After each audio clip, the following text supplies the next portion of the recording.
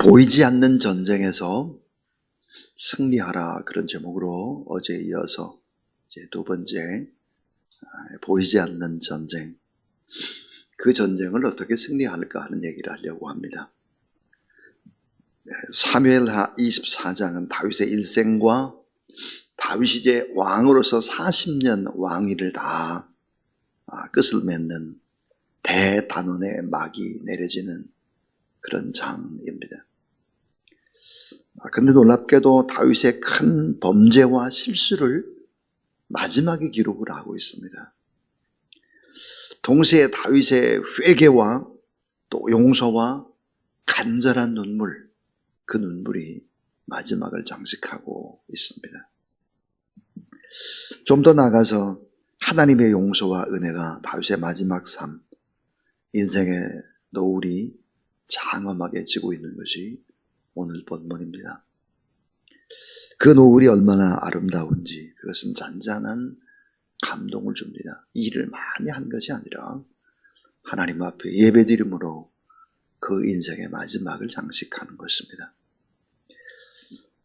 여기서 끝나지 않고 다윗이 꿈꾸던 또 하나의 기적이 서서히 마지막에 시작이 되고 있다.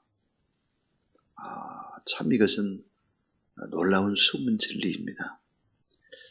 자, 보이지 않는 영적 전쟁에서 다윗이 큰 죄를 범했지만은 죽은 양심이 다시 살아나는 하나님의 사람. 성경 속에서 하나님의 사랑과 은혜와 하나님의 꿈이 또다시 이 부족한 또 실수하고 넘어지는 다윗을 통해서 하나님은 어떠한 꿈들을 이루어 가시는가 하는 이야기입니다.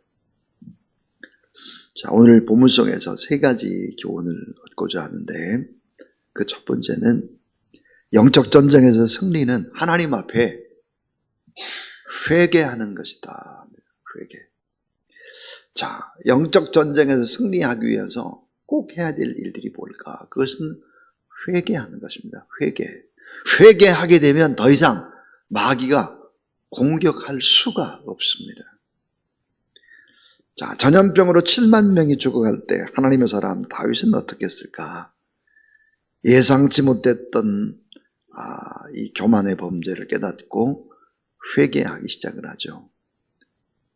사무엘하 24장 14절에 보니까 자신의 잘못과 괴로움을 긍휼히 크신 하나님 앞에 부르짖으면서 이런 고백을 합니다. 오늘 17절에 보면 주여 주의 손으로 나를 치소서, 내 아버지의 집도 치소서. 정말로 제가 너무 큰 중범죄를 저질렀습니다. 이렇게 고백을 합니다. 자, 다윗의 마음을 하나님께 보여드리고 긍휼히 여기고 불쌍히 여겨달라고 회개하고 있습니다. 자, 우리는 곰곰이 생각을 해봐야 됩니다. 성경은 겉사람이 있고 우리의 속사람이 있다 그랬습니다. 여러분, 우리의 속사람은 무엇으로 이루어졌을까? 혼과 영으로 이루어진 것입니다. 혼과 영. 그러니까 이 우리의 속사람에는 우리의 무의식과 잠재의식이 다 잠겨져 있는 것입니다. 그러니까 말하는 것이라든지 이런 행동하는 것보다 훨씬 더 중요한 것이 우리의 속사람, 우리의 무의식과 잠재의식 속에 잠겨져 있는 그것이 더 중요하죠. 마음이 중요하고 생각이 중요하고 성품이 중요한 거죠. 자, 자동차. 이 자동차가 눈에 보이지 잘 않는 엔진에 의해서 움직이죠. 우리의 삶도 마찬가지, 다윗의 삶도 마찬가지입니다. 마음과 생각과 의지와 선택과 성품에 의해서 이루어지는 것이고 움직여지는 것이죠. 그러니까 이 거룩한 보혈로 어떻게 될까? 이 마귀라는 건 어디를 공격할까? 우리의 혼의 영역을 공격하는 것입니다. 그러니까 이 거룩한 보혈로 우리의 마음과 생각과 의지와 성품과 입술을 씻는 것입니다. 거룩한 보혈로. 그러면 마귀가 공격을 못하는 거죠. 그래서 회개하는 것이 너무 중요한 것입니다. 신앙생활에 있어서 회개하는 것은 너무 중요한 일이죠. 하나님 앞에 내가 무엇을 잘못했나를 돌아보고 내 스스로 성찰을 하고 회개하고 다시 일어서는 이런 일들은 영적 전쟁의 승리 너무 중요한 것이다. 자, 두 번째입니다. 영적 전쟁에서의 승리는 하나님 앞에 회개하는 것뿐만 아니라 또 하나 하나님께 예배드리는 것입니다. 하나님께 예배드려요.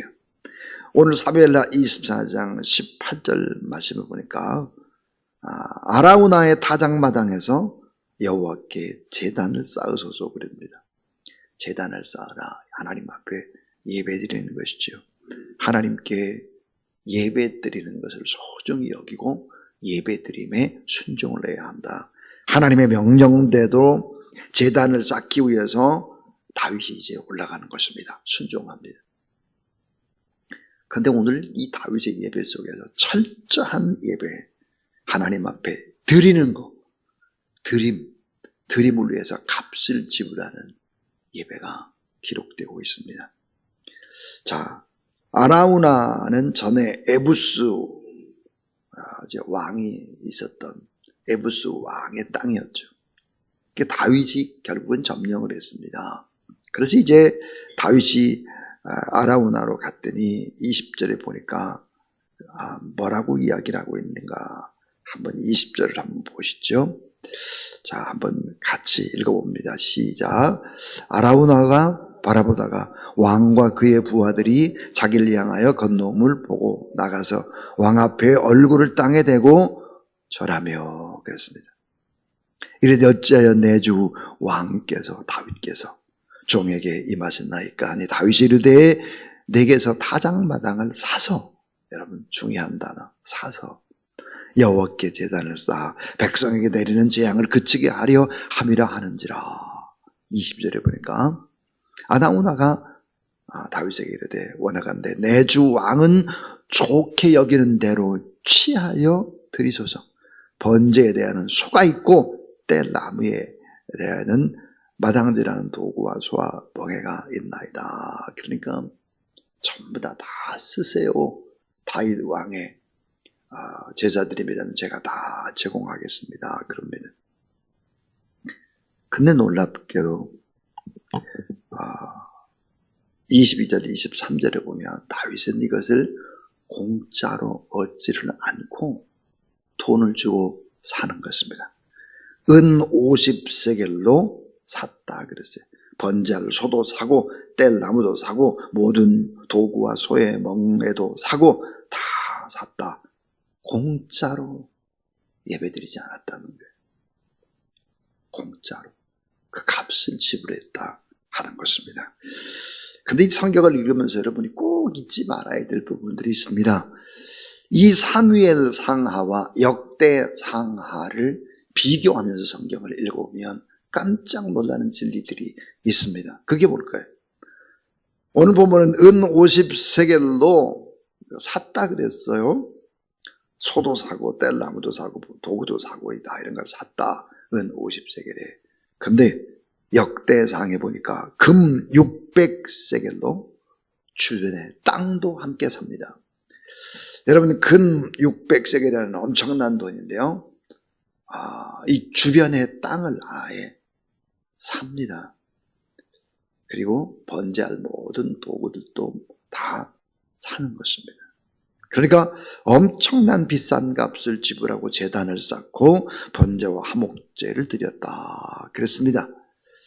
자, 아나우나 타작마당 주변을 다 돈을 비싸게 주고 사서 정성스럽게 그 땅에서 예배를 드렸다 그랬습니다. 자, 역대상 21장 26절 그곳에서 제단을 쌓고 속죄 제물을 드렸을 때 하늘에서 번제단 위에 불이 내려왔다 이렇게 기록을 합니다. 자, 하나님의 사람이 회개하면서 드릴 때 하나님께서 어떻게 했을까요? 불로 응답을 했다. 다윗의 생의 마지막 길에 하나님을 깊이 만나는 것입니다.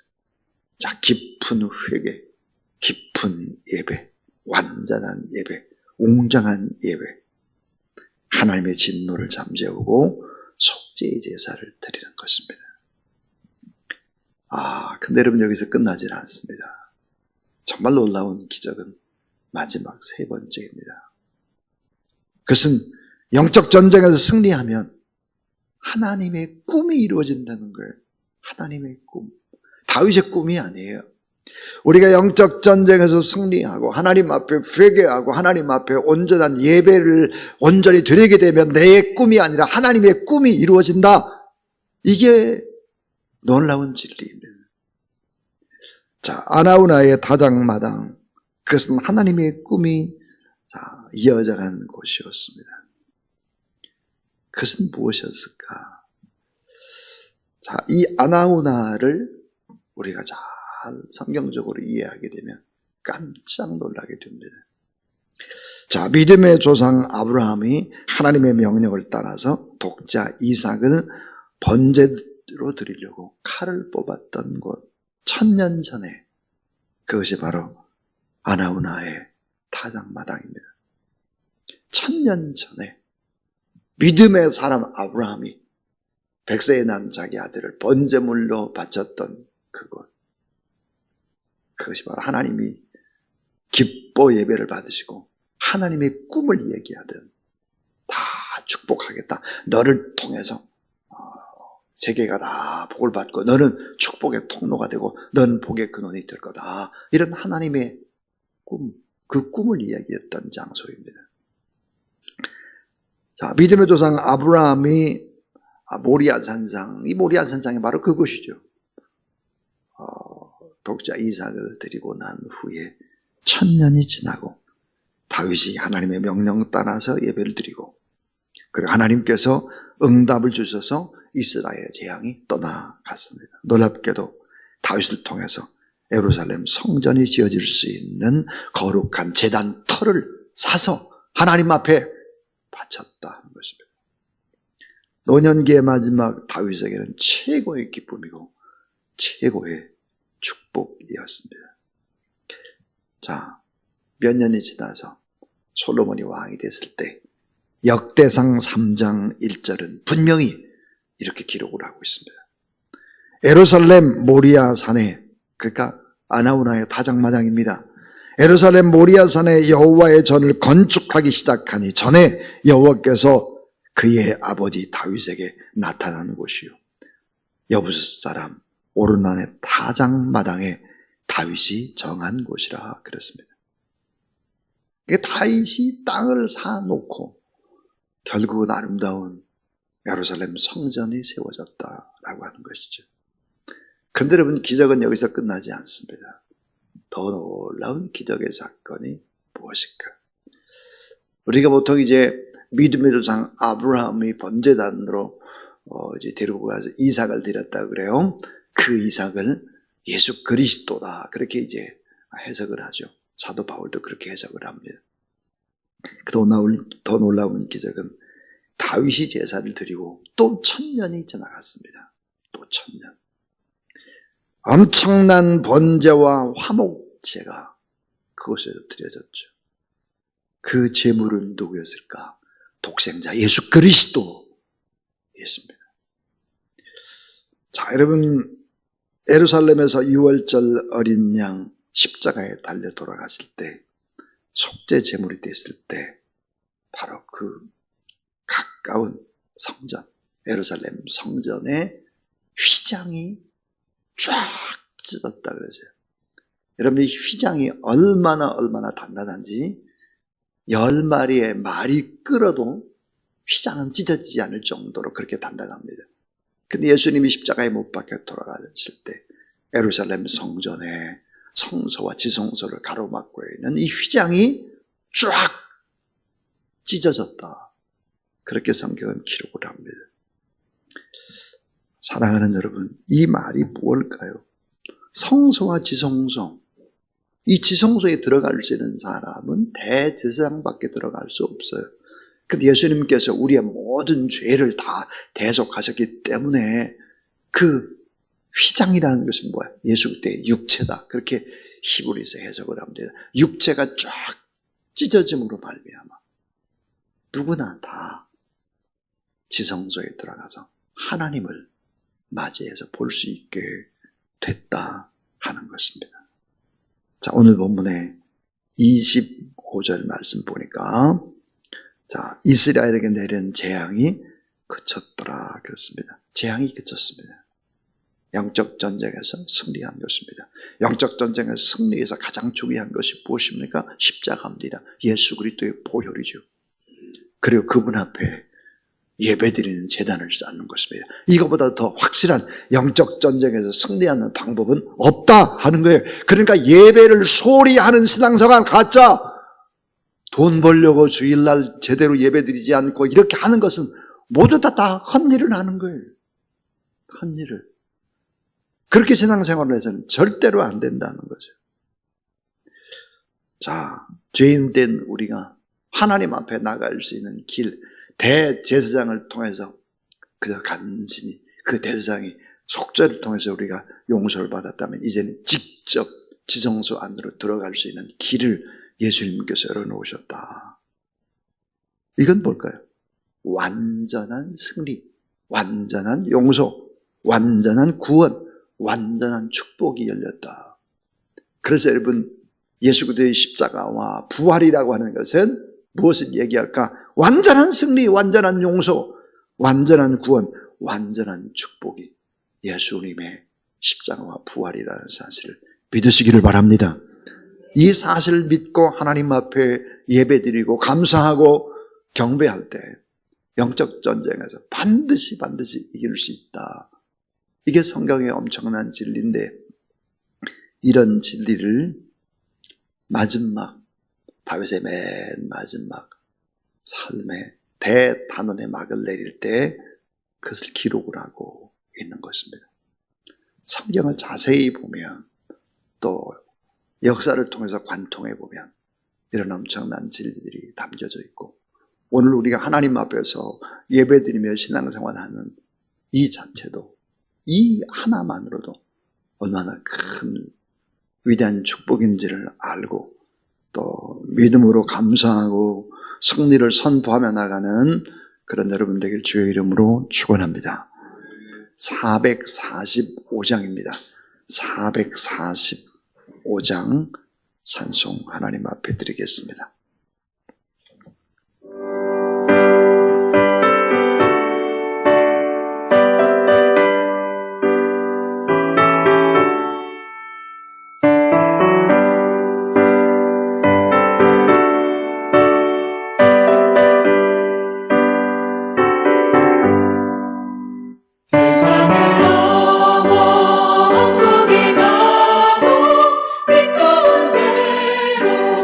걸어가